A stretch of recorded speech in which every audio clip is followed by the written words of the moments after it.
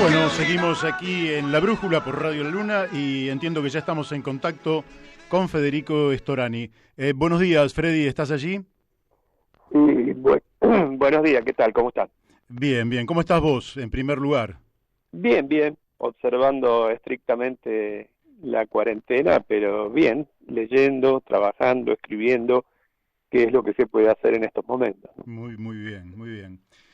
Freddy, mi primera pregunta tiene que ver con algo que hemos comentado en este programa en el día de ayer, que es virtualmente la ausencia de instituciones globales que se hicieran cargo de coordinar una acción que lógicamente debía tener la colaboración de todos los países. Y en esa ausencia hemos observado a las Naciones Unidas. Pero sin desarrollar este tema, tampoco vimos la coordinación, por lo menos con una directriz importante del G20 que se reunió acá en diciembre del 2018. Y también observamos el fracaso, si se quiere, de la Comunidad Económica Europea, donde hay una fuerte tensión entre los países del sur y los países del norte, y lógicamente también la ausencia del Mercosur, UNASUR, y bueno, ¿para qué seguir, no? ¿Cómo estás viendo vos esta ausencia institucional? ¿Qué es lo que pensás y qué es lo que podríamos proponer desde la Argentina? Bueno, es muy cierto, ¿no?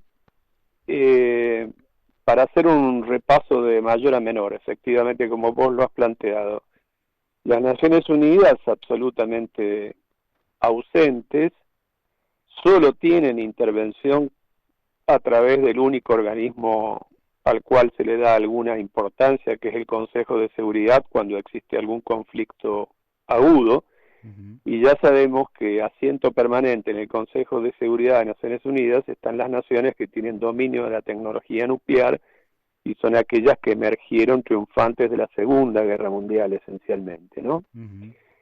Porque además tienen derecho a veto en cualquier conflicto en cualquier región del mundo. En este caso, cuando se enfrenta a una pandemia, muestran su absoluta ineficiencia para actuar de manera conjunta a los efectos de arrimar algún tipo de solución. En segundo lugar, algunas otras organizaciones se limitan a dar recomendaciones que no son en muchos casos acatadas, como es la Organización Mundial de la Salud, que no ha hecho malas recomendaciones, pero que un poco ha estado a la saga de los acontecimientos y que en muchos casos han sido ignorados esos consejos porque se impuso por sobre el interés de la preservación de la salud pública los intereses esencialmente económicos, en esa dicotomía absolutamente falsa entre economía o salud, que algunos países que practican un neoliberalismo muy exacerbado demoraron muchísimo en tomar medidas y ahora están pagando las consecuencias. Por ejemplo, Estados Unidos de Norteamérica, que tiene el récord de infectados en este momento, y también el Reino Unido de Gran Bretaña e Irlanda del Norte, que también pensó que con la inmunidad de rebaño iba a ser posible compatibilizar con su actividad económica, y ahora su propio primer ministro está, por ejemplo, en terapia intensiva. Sí. Entonces, lo que también es un tema muy notable es la ineficiencia de una cáscara casi vacía de la Unión Europea. La Unión Europea, por caso, vos lo has dicho bien, países como Italia y como España, en particular el primero, Italia, que a través del primer ministro, del presidente Conte, le planteó con mucha claridad la necesidad de un eurobono de auxilio, hubo un veto muy tajante para que el mismo se instrumentara y ahora le piden disculpas. ¿De qué le sirve a Italia que le pidan disculpas? Incluso los italianos advierten que han recibido más ayuda efectiva, concreta y eficaz por parte de países como China, como Rusia o como Cuba que de la propia Unión Europea. Así es. El caso de España, que el gobierno de Pedro Sánchez, español, y que por supuesto es de origen socialista, está planteando un nuevo pacto de la Moncloa a los efectos de poder salir, es decir, son todas soluciones de tipo nacionales. Ninguna comprenden la posibilidad de esto que reclama con tanto énfasis Harari, pero que parece como una cuestión extremadamente utópica, la solidaridad y la cooperación entre las naciones. No existe hoy, ni existen organismos institucionalizados que sean capaces de llevarlos adelante. Por lo tanto, mi primera conclusión es, para nosotros tenemos que producir una revalorización del Estado-Nación, y como algunos teóricos dicen, no cualquier Estado-Nación, un Estado-Nación que reconstruya el estado de bienestar. Por supuesto que a partir de ahí se podrá establecer algunos niveles de cooperación imprescindibles, porque el fenómeno de la globalización existe y es imposible negarlo. Pero fundamentalmente, tratando de mejorar la calidad de vida y aquellas cuestiones que son elementales, entre ellas la salud pública, y eso implica una cantidad de reformas extremadamente profundas hacia el interior de cada uno de los países, con un fuerte poder político que sea capaz de sustentarlo. Bien, bien. Sigo con lo internacional y después venimos un poquito a lo local. Hoy estamos observando una lucha a veces muda, a veces, digamos, con mucho ímpetu, o sea, a veces solapada, otras veces descubierta, entre Estados Unidos y China. Esa lucha, lógicamente que nosotros la vemos por imágenes y observamos las consecuencias, da la impresión de que tanto sea por la punta tecnológica que en el área de las comunicaciones le sacó China a Estados Unidos, como por la forma más cooperativa que tiene China de asumir esta pandemia, le está sacando alguna ventaja, incluso política, a los Estados Unidos. ¿Cómo estás viendo vos esta puja entre estos dos gigantes? Bueno, lo estoy viendo de la misma manera. Ya, por supuesto, antes de la pandemia, las proyecciones eran que en el año 2020, China, desde el punto de vista de su volumen económico, alcanzaba y sobrepasaba a Estados Unidos. Una de las curiosidades desde el punto de vista geopolítico es que existe casi unipolaridad militar por la hegemonía muy fuerte que tiene Estados Unidos sobre el resto, pero existe multipolaridad desde el punto de vista económico, para decirlo en otros términos.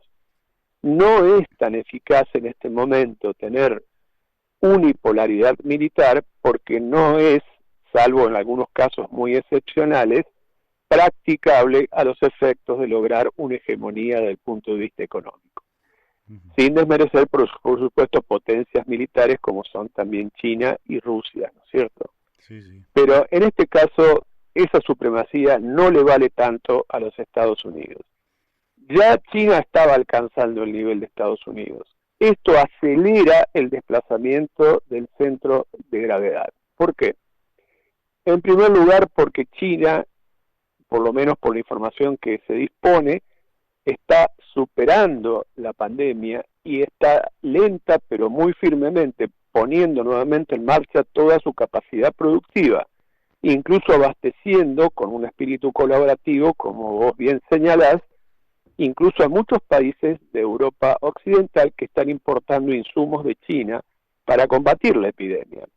Sí. Mientras que los Estados Unidos están en el momento más álgido de esta pandemia, con récord de contagios y también con una progresión exponencial de decesos a causa de la misma. Sin duda alguna que cuando pase este fenómeno, lo que van a quedar son ganadores y perdedores. Y el centro de gravedad se habrá desplazado casi con seguridad hacia Asia, con un emergente fundamental, que es China, pero también otros países de Asia. También tenemos que ubicar dentro de esos a las economías emergentes de Vietnam, para citar algún caso, también otras que tienen otro sistema de producción, como Taiwán, como por supuesto Corea del Sur, como por supuesto otras naciones. No es una cuestión puramente ideológica. Es una cuestión que el eje de gravitación se desplaza hacia Asia por volumen con un emergente muy fuerte que es China.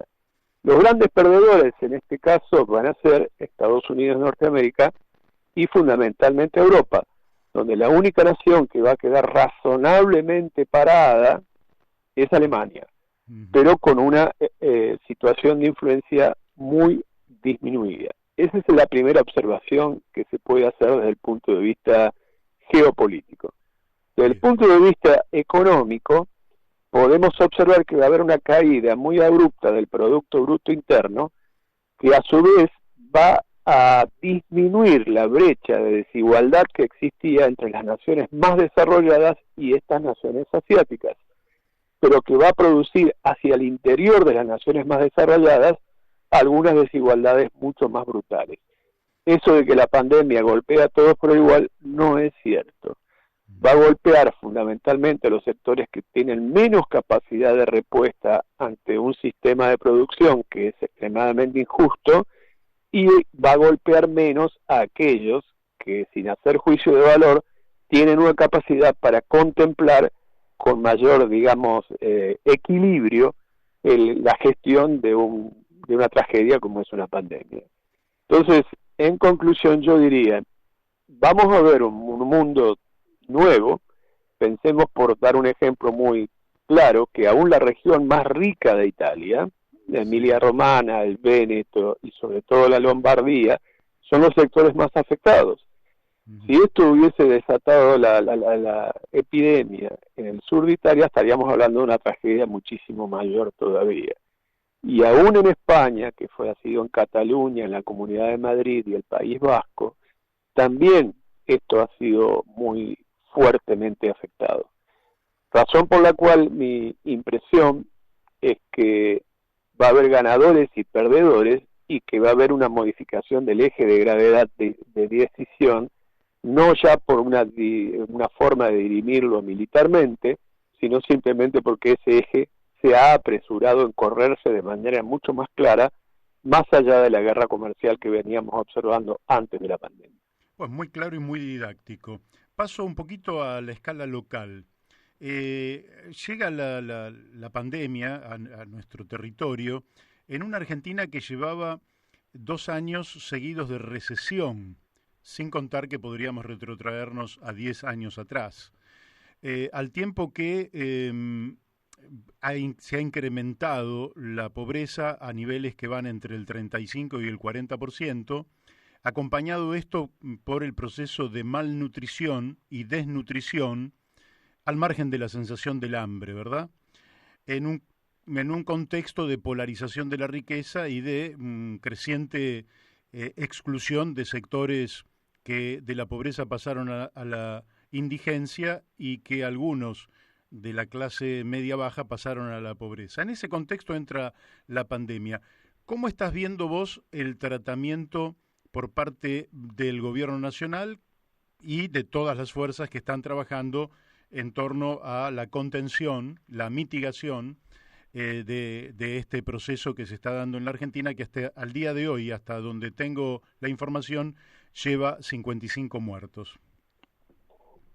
Bueno, por supuesto que nosotros, si podemos decir algo, es que tuvimos la fortuna, entre comillas, por supuesto, de primero poder ver algún espejo de algunos países que son tan cercanos a nosotros, caso Italia y España, y poder mirarnos en ese espejo. No hay duda que eso nos permitió tomar medidas adelantadas, pero el acierto fue haberlas tomado. Claro. Porque no hay duda que las medidas que se tomaron de aislamiento, de distanciamiento social extremadamente estricto, prácticamente de cuarentena absoluta, sin duda que impidió que esto se propagara de manera mucho más veloz. Fíjense que otros países que no lo hicieron, con algunos planteos incluso hasta patéticos, como el caso de Brasil de Bolsonaro, la situación no solamente es un conflicto interno agudísimo entre el ministro de Salud y el propio presidente de la Nación, con un poder paralelo militar que ha resurgido, Brasil, sino que también con consecuencias muy, pero muy nefastas para su propia población. Por lo tanto, yo diría que tuvimos la fortuna, insisto nuevamente, entre comillas, de poder anticiparnos, pero también tuvimos algunos traspiés de gestión. Creo que fue muy negativo ese viernes negro, donde no se previó lo que era absolutamente previsible y que pudo haber hecho retroceder algunos escalones con respecto a lo bueno que se venía haciendo. Del mismo modo que el sobreprecio que se ha pagado en algunos alimentos para producir una asistencia por parte del Estado a los sectores más vulnerables. Pero aún así yo creo que la tendencia general en la Argentina es más positiva que en el resto de los países de la región, entre otras cosas por la capacidad de anticipación y por haber tenido la decisión política de llevarla adelante. Te hago una consulta como una reflexión, si se quiere, un poco abstracta también, pero en el mundo, digamos, de la cultura y de los valores. Hoy se escucha a mucha gente reflexionar sobre la vida como, digamos, elemento supremo a partir del cual, bueno, lo demás queda subordinado, la economía, la política, en fin, conflictos secundarios. ¿Vos creés que esto puede impactar en el mundo de la cultura política bueno, a nivel planetario, pero en particular de la Argentina? ¿O pensás que pasada la epidemia, la pandemia a escala global, todo volverá a la misma situación y no habremos aprendido nada? Mira, vos sabés que a Confucio se le atribuye aquella frase, se le atribuye porque en realidad nunca la escribió ni nunca la dijo, que a cada crisis corresponde una oportunidad, ¿no es cierto? Sí. Bueno, yo no sé si es de él o no, pero que es buena la frase si se dan ciertas condiciones, sí creo. Pero es lo que deberíamos hacer. Evidentemente nosotros tenemos que girar las prioridades hacia lo que es la calidad de vida bien entendida. Uh-huh. Una de las enseñanzas que deja esto es que el capitalismo salvaje llevado de manera tan exhaustiva a una extracción y a una expoliación de los recursos naturales del planeta es causante de esta situación. Es decir, el consumismo exacerbado sin cesar con una extracción altamente dañina para el medio ambiente, que es la casa donde tenemos que vivir, cíclicamente y cada vez más velozmente va a ir produciendo fenómenos como estos, afectando fuertemente la calidad de vida.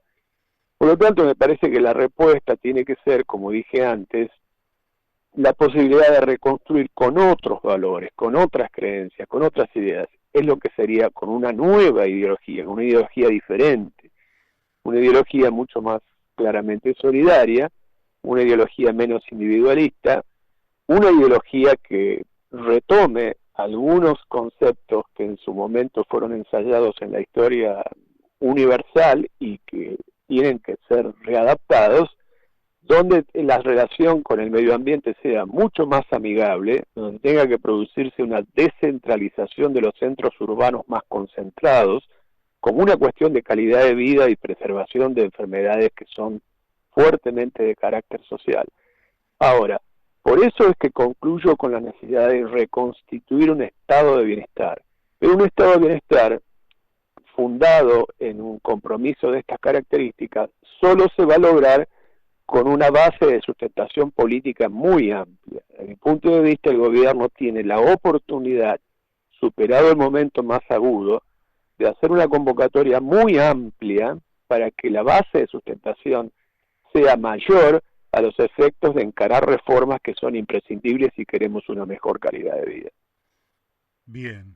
Ahora después voy a volver un poquito también sobre la política, pero me gustaría preguntarte también sobre la matriz distributiva de la riqueza, lógicamente, o del ingreso, como se le quiera decir, en la Argentina, donde evidentemente frente a una situación tremendamente angustiosa en la cual han entrado vastos sectores, que estamos hablando de la gente que vive de changas, el cuentapropismo, el monotributista, el pequeño comerciante de barrio, bueno, el que se las arregla como puede, el que no tiene ingresos fijos, el que carece absolutamente de renta, ha recibido por parte del gobierno una ayuda de emergencia.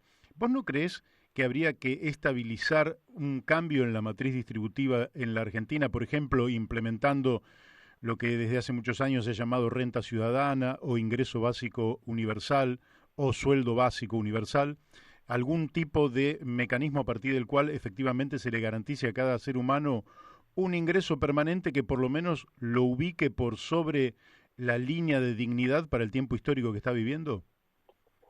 Bueno, sí, creo que hay que estudiar mecanismos, ¿no? Porque vamos a tomar algunos de los ejemplos que vos diste que son correctos y yo comparto.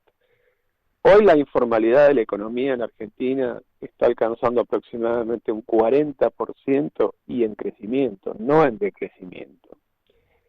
Razón por la cual vos tenés la posibilidad que dentro de no demasiado tiempo podamos tener claramente un sistema económico dual. Uh-huh. Uno que ande por un canal totalmente informal y otro que mantenga un cierto nivel de escala y esté todavía asociado al circuito internacional y global que pueda competir en la globalización. Por ejemplo, las grandes cadenas alimenticias, la producción y la exportación de commodities, etcétera, etcétera, etcétera. Pero me parece que un poder político tiene que administrar esta situación, reconociendo esta realidad y, por supuesto, intentando formalizar esa informalidad para que vaya adquiriendo un determinado nivel de escala, para que tenga, con esa descentralización a la cual aludía antes, autosustentabilidad en muchos casos, y que cuando alcance cierto nivel de escala se vaya incorporando a la primera y vaya entrando en un circuito más global. Esto va a demandar un tiempo, requiere una decisión política muy profunda y también, por supuesto, un respaldo político mucho más amplio para encararlo. Pero no veo otra solución, sino lo que se va a producir es que finalmente el Estado, que está muy debilitado, vos bien aludías al principio que veníamos de una recesión y encima nos tocamos con una pandemia, que aumentó los niveles de pobreza, aunque quiera, no va a tener capacidad para sustentarlo si no hay cambios muy radicales en el buen sentido de la expresión, en el sentido más profundo y más claro de la expresión, sustanciales que puedan modificar el propio sistema de producción en nuestro país. Bien. Bien, ahora, porque ya me quedan los últimos poquitos minutos, desde ya que te agradezco por anticipado el haber participado en este programa, que hoy me encuentra solo por este problema de la epidemia y que entonces mis colaboradores, mis compañeros de mesa están en su casa. Pero no puedo dejar de preguntarte, Freddy, por el papel de la Unión Cívica Radical, que a ojos de terceros a veces se muestra como difícil de entender. ¿En qué sentido? Que hay como posiciones encontradas, que es lógico en un partido grande, histórico, pero donde algunos parecen como alinearse detrás de una línea de pensamiento liderada por el PRO, que evidentemente concentra en su seno una parte del conservadurismo clásico, por decirlo así, de la Argentina, y por otra parte sectores como vos, como Miguel Ponce, como Ricardo Alfonsín, y tanta gente como Juan Manuel Casella, que expresan como una tendencia muy distinta desde el punto de vista conceptual, ideológico y programático. ¿Cuál es el papel, mi pregunta, cuál es el papel que vos le asignás a la Unión Cívica Radical en este tiempo histórico, frente no solo a la crisis que estamos viviendo en la actualidad, sino frente al futuro inmediato?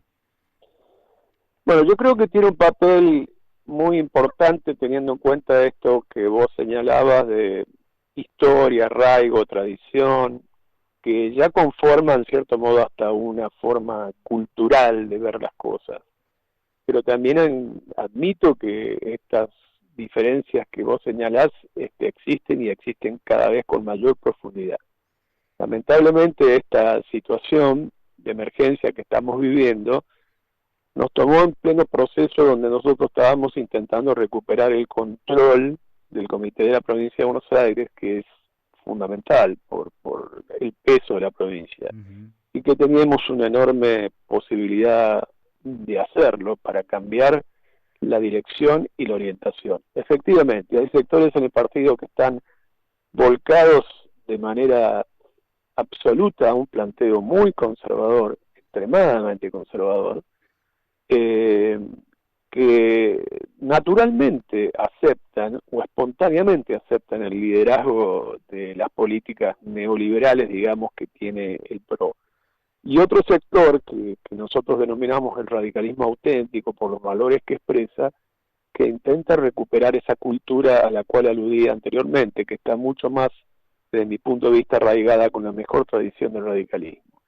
Bueno, esto en este momento está en una pausa, pero sin duda que sería muy importante que el radicalismo pudiera incorporarse, no como único actor, porque hoy ningún partido individualmente considerado está en condiciones de brindar una solución, pero sí como una parte importante, a un pensamiento que sea capaz de echar las bases de esto de lo que anteriormente yo señalaba.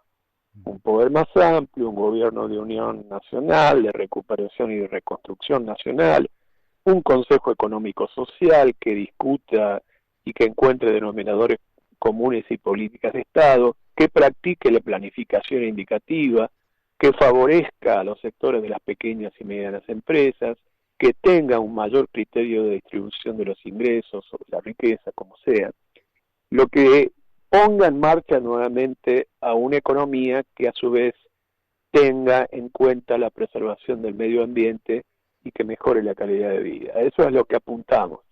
Pero bueno, estamos en una pausa obligada, pero no por ello dejamos de que esta sea nuestra intención.